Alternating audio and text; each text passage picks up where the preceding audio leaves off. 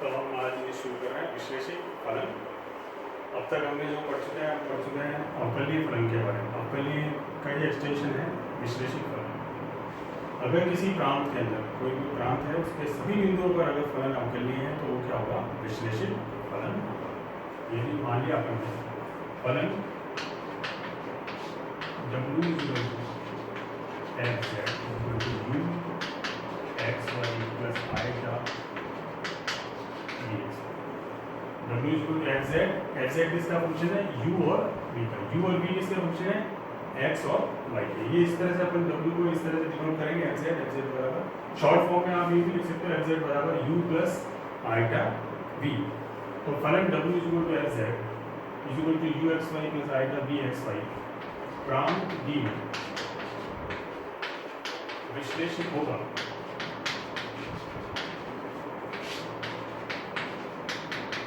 यदि f z प्रांत D के सभी बिंदुओं पर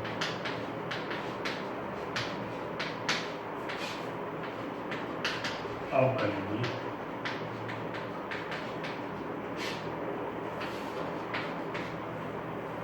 यदि f z प्रांत D के सभी बिंदुओं पर अवकलनीय है तो फलन क्या होगा? विश्लेषित होगा। अगर किसी एक बिंदु मान लीजिए 100 पॉइंट से 99 पर तो अवकलनीय एक पे नहीं है तो फलन क्या होगा? विश्लेषित नहीं होगा। तो जितने भी पॉइंट्स हैं उन सभी पर फलन क्या होना चाहिए? अवकलनीय होना चाहिए। जैसे f z e की पावर z, ठीक है, विश्लेषित फलन।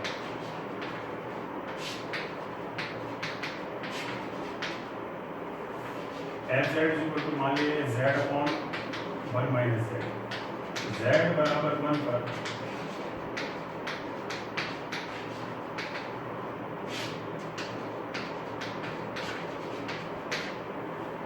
f z upon 1 minus z बराबर 1 पर विश्लेषित नहीं, क्योंकि ये क्या इनफाइनाइट हो जाएगा, एग्जिस्ट नहीं है, फाइनाइटली एग्जिस्ट नहीं है यहाँ पर।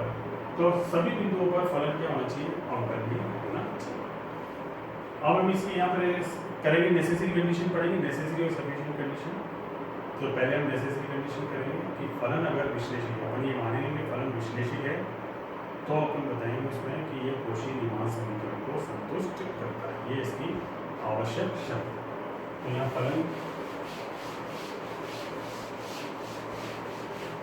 w f z के विश्लेषित होने की आवश्यक शर्त ये है इसकी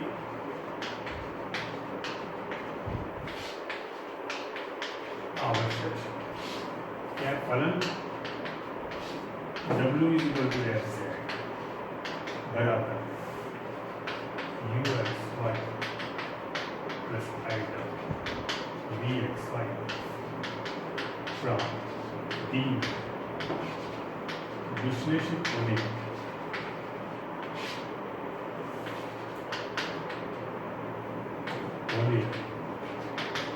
आवश्यक शर्त है।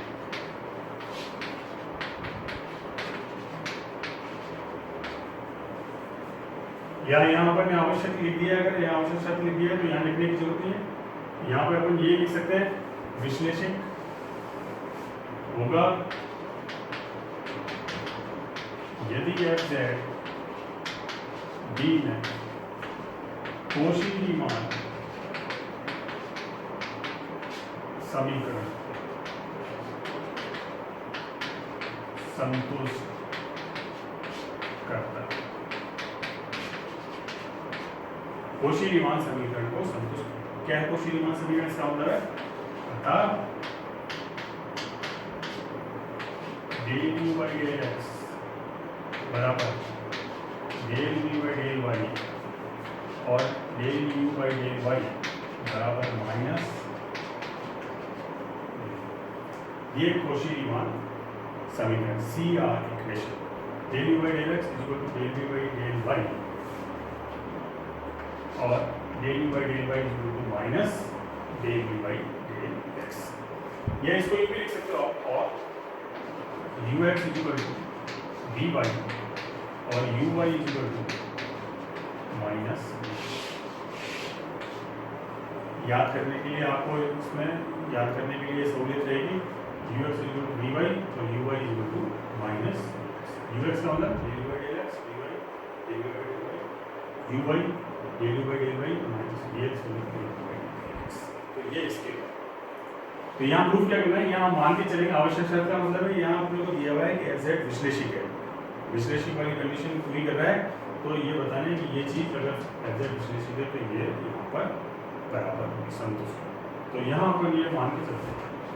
तो यहाँ पर ने मान लिया कि माना एफ जेड फ्रॉम डी में विश्लेषण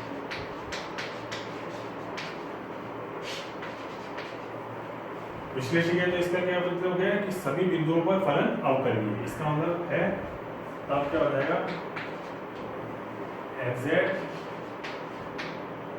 डी के सभी बिंदुओं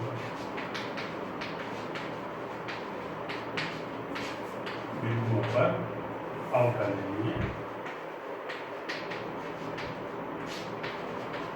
अवकलनीय। इसका मतलब क्या हो गया अवकलनीय होने का मतलब क्या हो गया कि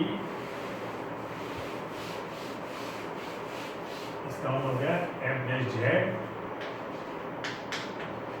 बराबर limit a z tends to 0 f Z plus d z minus F z upon d z परिमित रूप से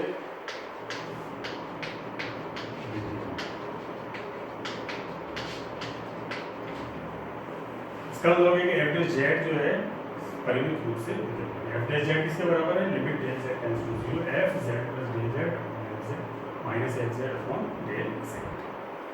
एफ जेड क्या है, एफ जेड है यू एक्स वाई।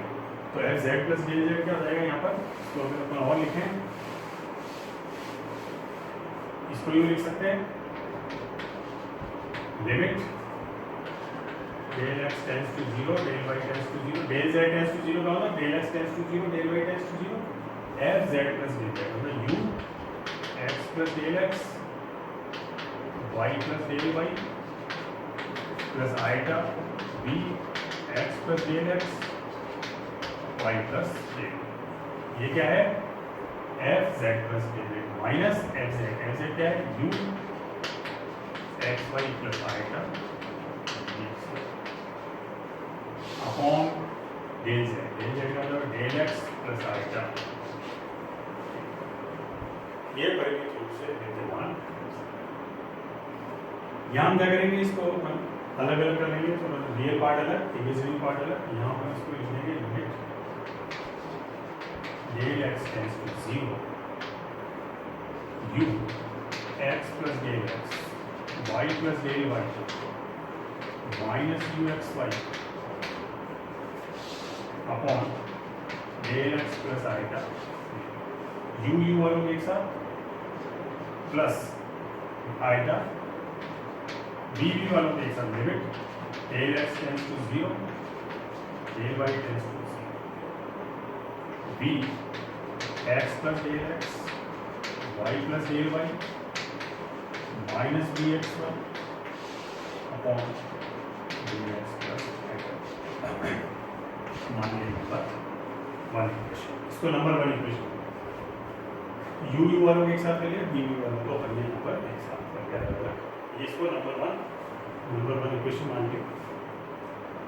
अब क्योंकि फलन विश्लेषित दिया हुआ है, इसका विश्लेषण इसका मतलब अवकलनीय है, तो अवकलनीय इसका मतलब क्या होगा डेल जेड किसी भी वक्र के अंदर शून्य की ओर अग्रसर हो तो एफ डैश जेड का मान क्या आना चाहिए, समान आना चाहिए, एक ही है, अलग अलग नहीं है। इसके बराबर एफ डैश जेड इसका मान समान होगा। तो यहाँ पर इसमें केस लेते हैं, जैसे अपन ने मान लिया केस 1 पहले अपन ने मान लिया कि जब डेल जेड एक्स अक्ष के अनुदिश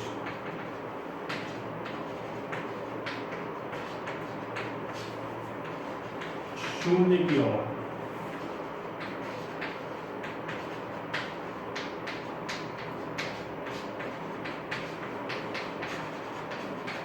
पहले अपन ने मान लिया डेल जेड एक्स अक्ष के अनुदिश शून्य की ओर। इसका मतलब है डेल वाई बराबर जीरो। तो del z tends to zero का मतलब हो जाए del x, del y zero हो जाएगा, डेल एक्स यहाँ पर del x tends to zero, यहाँ पर del y tends to zero. तो अब यहाँ पर अपन आते हैं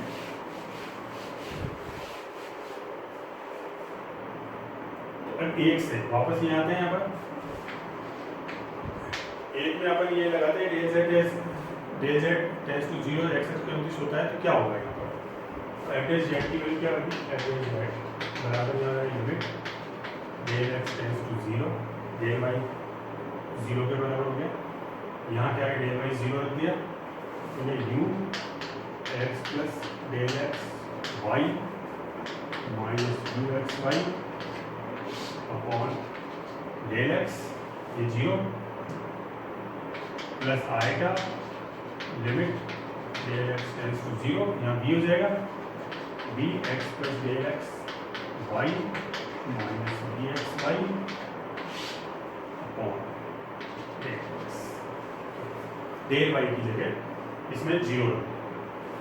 अब यहाँ क्या हो गया? ये क्या हो गया? Limit del x tends to zero u x plus del x minus u x upon del x y की सेम, या limit x tends to zero u x minus u zero upon x. इस तरह से आप इसमें देखते हैं। तो ये किसके बराबर हो गया?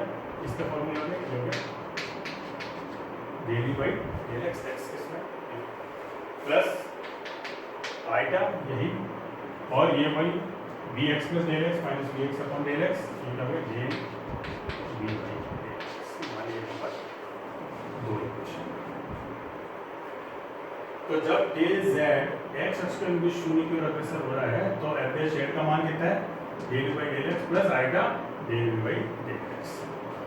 अब हम यहाँ पर दूसरा करेंगे, हम लेंगे डेल जेड वाई अक्ष के अनुदिश शून्य की ओर अग्रसर होता है, तो क्या होगा? तो ये अभी अपन इसको यहाँ रहने देते हैं, क्योंकि इसमें अपन यहाँ लगाएंगे, इसको एज इट इज रहने देते हैं और इसको मिटा देते हैं, फिर इसकी अभी जरूरत नहीं है। तो यहाँ पर अपन इसको यहाँ मिटा देते हैं, ये तो ये गई। अब केस सेकंड ले लिया अपन ने, is of del z y अक्ष के अनुदिश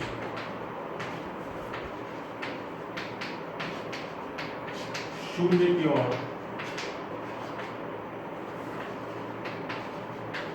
अग्रसर।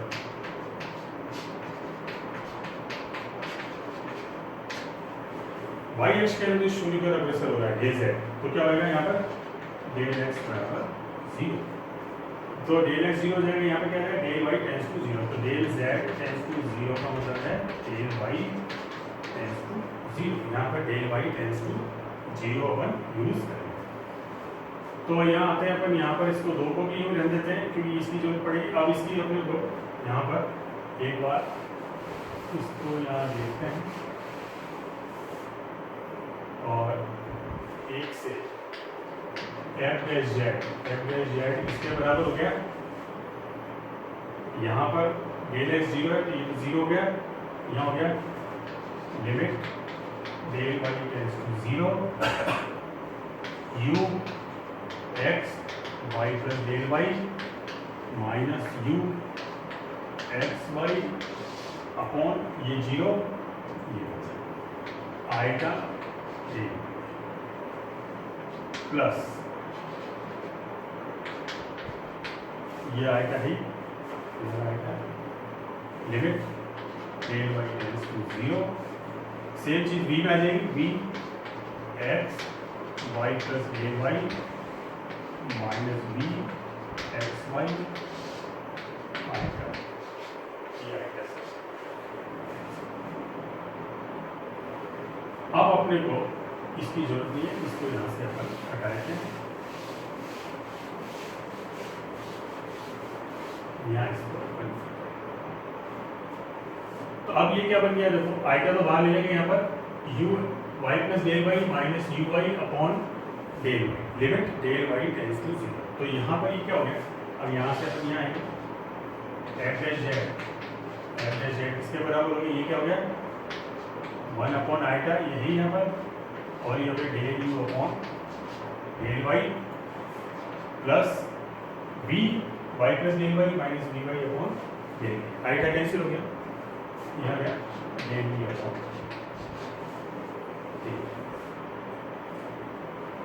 आइटा नीचे आ रहा है, इसको अपन चाहे इसको क्या करेंगे, आइटा से ऊपर नीचे मल्टीप्लाई करेंगे तो ये एफ डैश जेड होता रहेगा माइनस के अंदर iota j u upon d y plus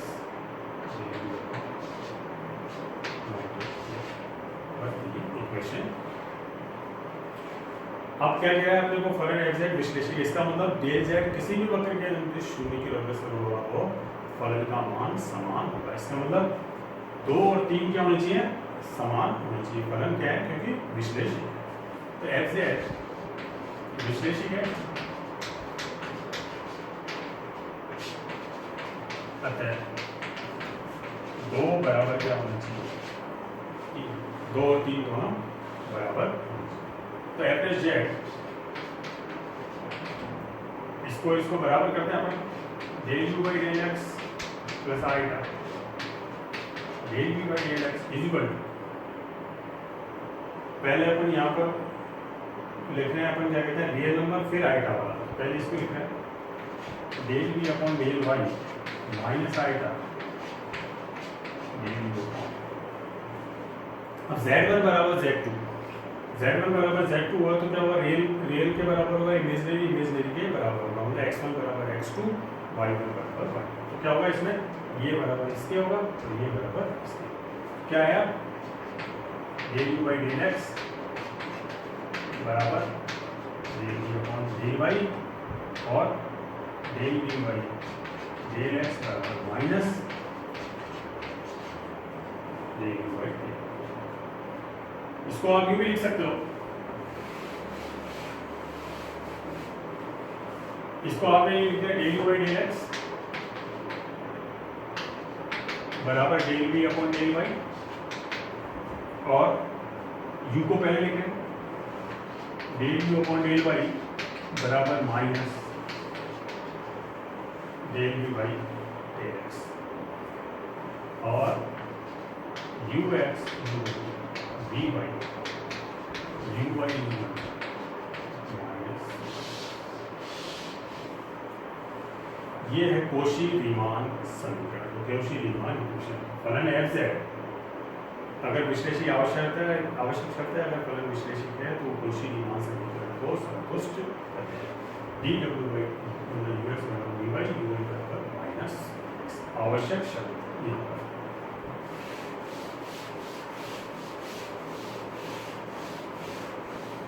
अब हम इसके यहाँ पर क्या करते हैं, पर्याप्त शर्त।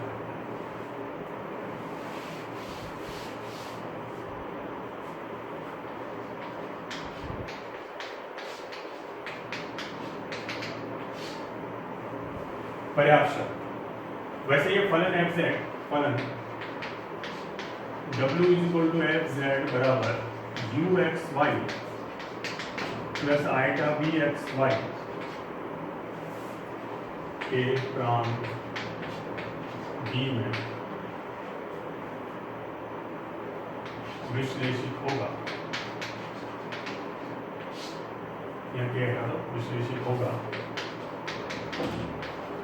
यदि D में U तथा V के आंशिक अवकलन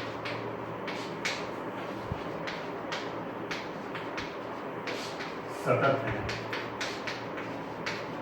तथा कोशी-रीमान समीकरण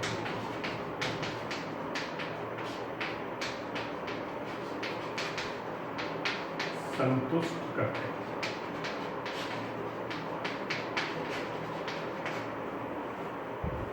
वही इसका मतलब वही अर्थात del you by del x बराबर del we by del y और del you by del y बराबर माइनस,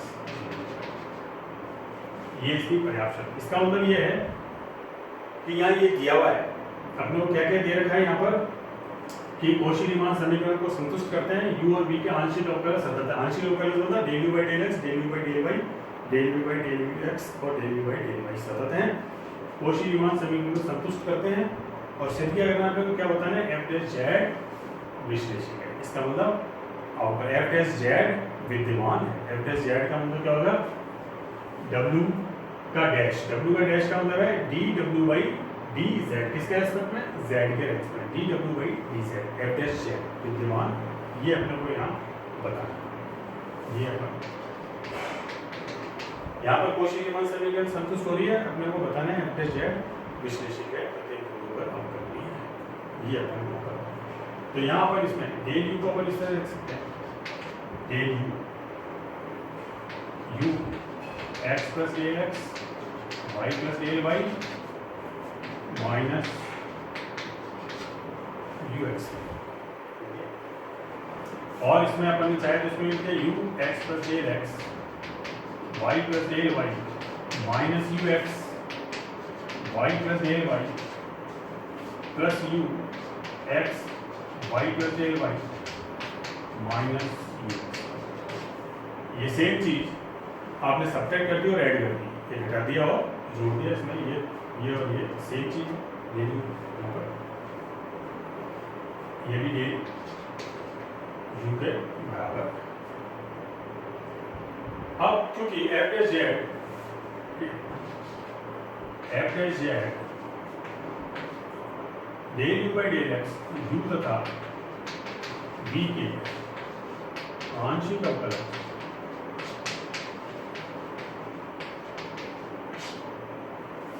सतत,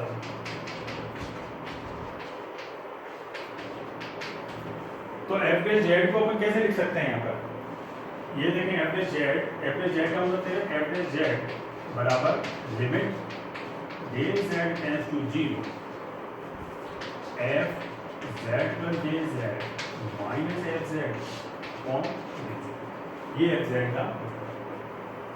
अगर यहाँ मैं इसमें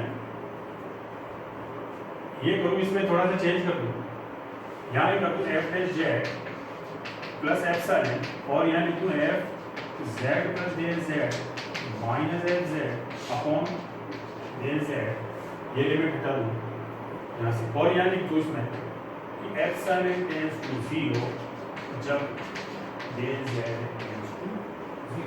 इसका मतलब ये है कि जब इसमें ये लिमिट लगाएंगे del z tends to 0, del z tends to epsilon क्या हो जाएगा, ये 0 हो जाएगा, और ये क्या हो जाएंगे, सेम चीज। तो इसको अपन u भी लिख सकते हैं यहाँ पर। इसका मतलब ये है कि इसको अपन ने कैसे लिख दिया, इसका मतलब हो गया f z plus del z minus f z बराबर क्या हो गया, f dash z plus epsilon del z, ये इस तरह से f डैश z को अपन इस तरह से यहाँ पर लिख सकते हैं, और एप्सिलॉन टेंड्स टू 0 है जब डेल z टेंड्स टू 0। तो वो ये वाली डेफिनेशन अपन यहाँ पर यूज करेंगे, यहाँ पर इसमें। तो अब यहाँ देखेंगे, इसको नंबर 1 मान लिया, इसको नंबर 1 मान लिया। तो अब एक में यहाँ पर अपन देखें, अगर मैं यहाँ पर ये लिखूँ limit del x tends to 0 u x plus del x y plus del y minus u x y plus del y upon del x, limit del x tends to 0 u x plus del x y plus del y minus u x y plus del y upon del x। इसका मतलब ये है y plus del y plus del y, तो यहाँ पर same है, change किसमें आ रहा है, x plus del x minus x। तो ये किसके बराबर हुआ, ये हुआ del u by del x, जैसे पहले भी अपन लिखे। अब यहाँ इसकी जगह सेम ये वाला अपन यहाँ पर यूज करें, और मैं यहाँ पर ये लिख दूँ इसकी जगह कि del u by del x plus epsilon 1 is equal to u x plus del x y plus del y minus u x y plus del y upon del x, और ये टू एप्सिलॉन 1 टेंड्स टू 0 जब del x।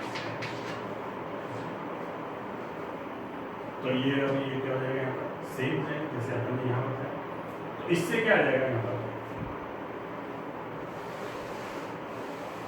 इससे ये क्या बन गया, इसकी value ये पहले लिखते हैं, इससे क्या हो गया u x plus del x y plus del y minus u x y plus del y बराबर ये किसका हो गया, ये इधर मल्टीप्लाई हो गया, ये हो गया del you by del x plus epsilon 1 del x.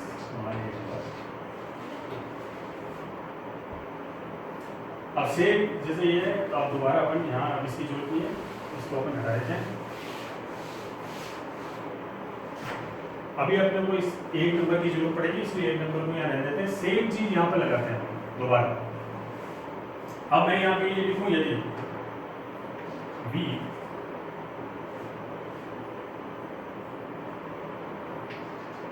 u x y plus a y minus u x y, और यहाँ कर दूँ del y limit del Y tends to 0।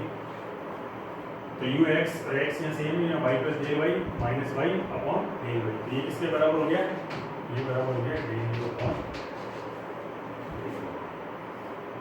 Same कोई स्टेप चल रहे हैं यहाँ पर। अब अपन मैंने लिख दिया del you upon del Y plus epsilon 2 बराबर u x y plus del y minus u x y upon del y, और लिख दिया एप्सिलॉन 2 टेंड्स टू 0 जब डेल वाई टेंड्स टू 0। तो ये इसके बराबर, तो इससे यहाँ पर क्या आ जाएगा,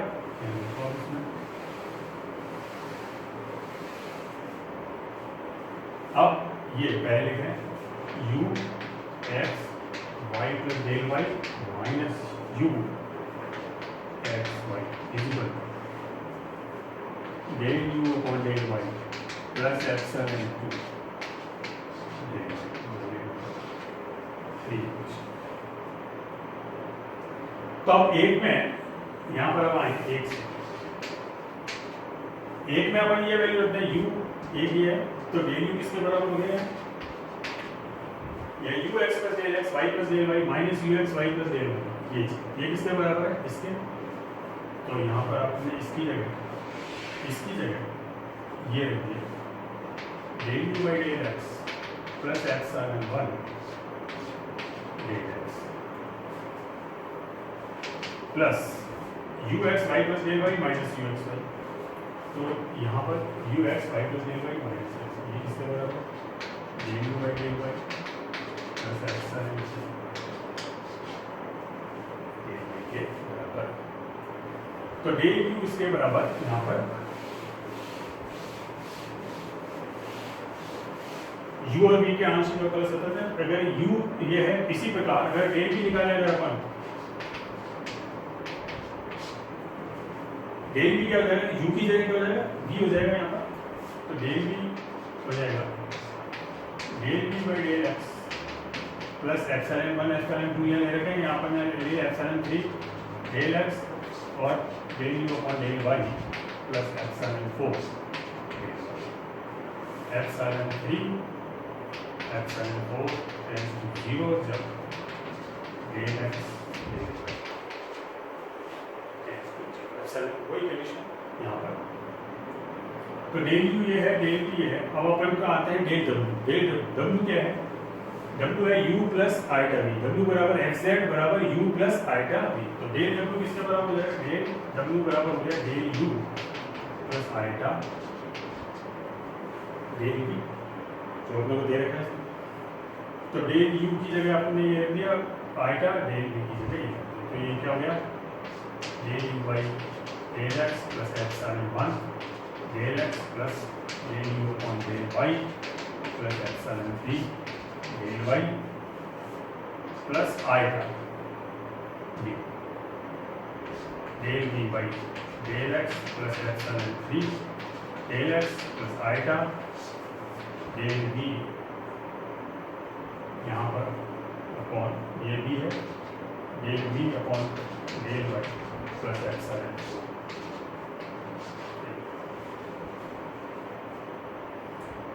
अब इसमें अपन रियल वालों के एक साथ और आइटा वालों के एक साथ इस तरह से यहाँ पर एडजस्ट करते हैं। इसको ये लिखते हैं del you by del X वालों को एक साथ करते हैं। क्या आ रहा है, del you by del x यहाँ से आ रहा है और एक eta del you by del x. तो del you by del x plus iota del you by del x plus del u by del Y plus iota del v by del Y plus epsilon 1 plus eta epsilon 3 del x। इसी तरह epsilon 2 कहाँ पर epsilon 1 epsilon 2 plus eta epsilon 4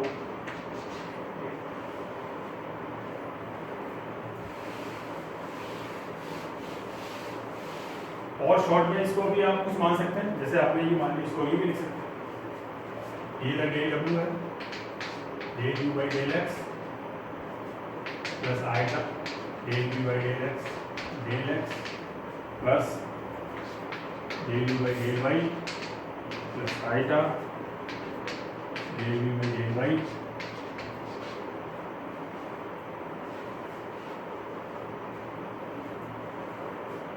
plus इसको मान लिया epsilon 1 3 4 5 epsilon 5 del x plus epsilon 6 तो ये हो गया epsilon 5 epsilon 6 tends to 0 the del x del Y tends to 0। अब क्योंकि इसने यहाँ पे देखा है कौशी-रीमान समीकरण संतुष्ट करता है, कौशी-रीमान समीकरण यहाँ पर संतुष्ट होता है, तो अपन किसी एक में कौशी-रीमान समीकरण क्या है, ux बराबर v बाई और uy बराबर माइनस dx। ये अपन ये देखें तो del you by del x plus iota del you by del x plus uy बराबर कितना है minus del you by del x plus eta v by किसके बराबर है del you by del x plus epsilon 5 del x plus epsilon 6 del.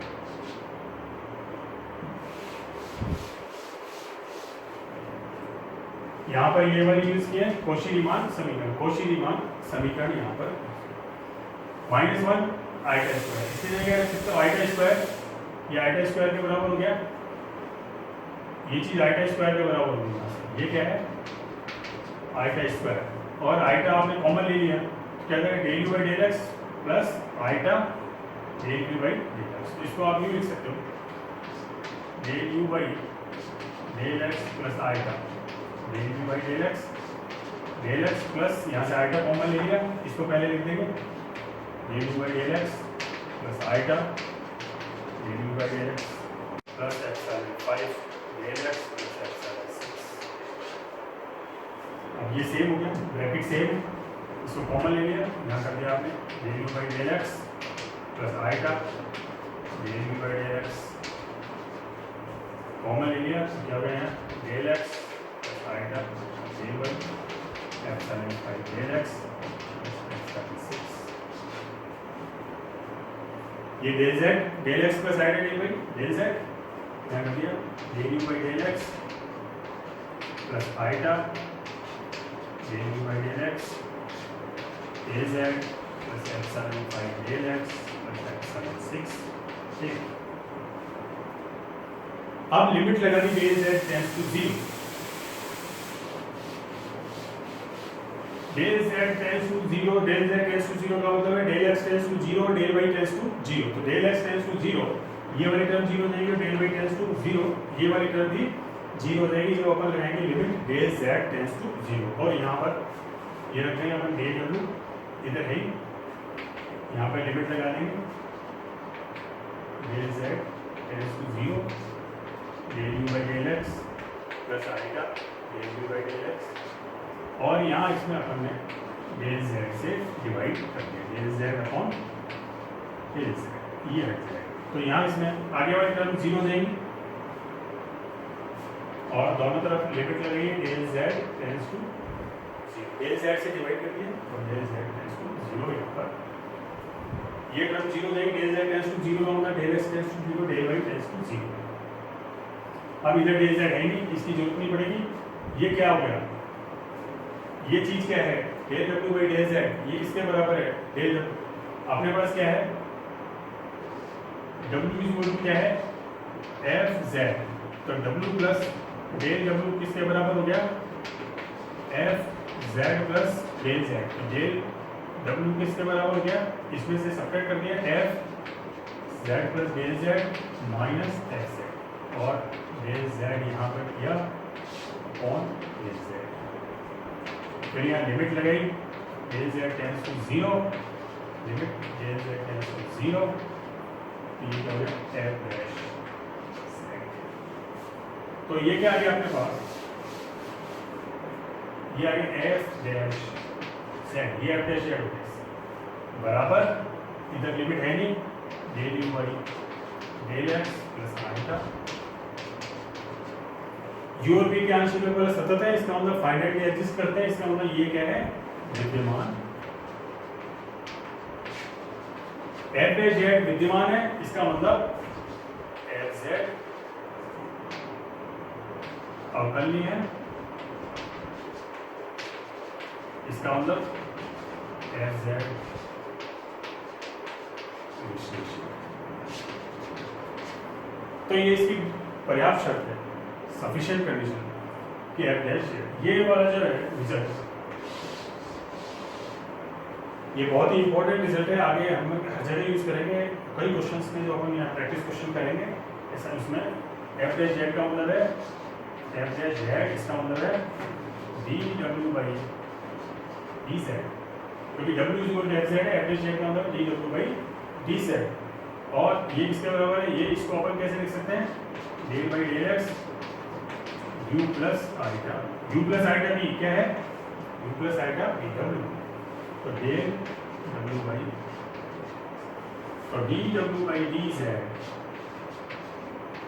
या F dash Z, ये किसके बराबर है, डेल डब्ल्यू बाई डेल, ये बहुत ही इंपॉर्टेंट रिजल्ट है, तो अब अपन आगे इसमें यूज करेंगे, ये नहीं बाद में किसी D W by D Z था, इसको अपन ने del W by del X कैसे कर दिया, ये है सफिशिएंट कंडीशन, इसका आप अच्छी तरह इसको अपन याद रखें, ये आगे हर जगह हर को रिजल्ट में यूज करने के लिए है सफिशिएंट कंडीशन, बहुत ही इंपॉर्टेंट मैसेज है सफिशिएंट कंडीशन। तो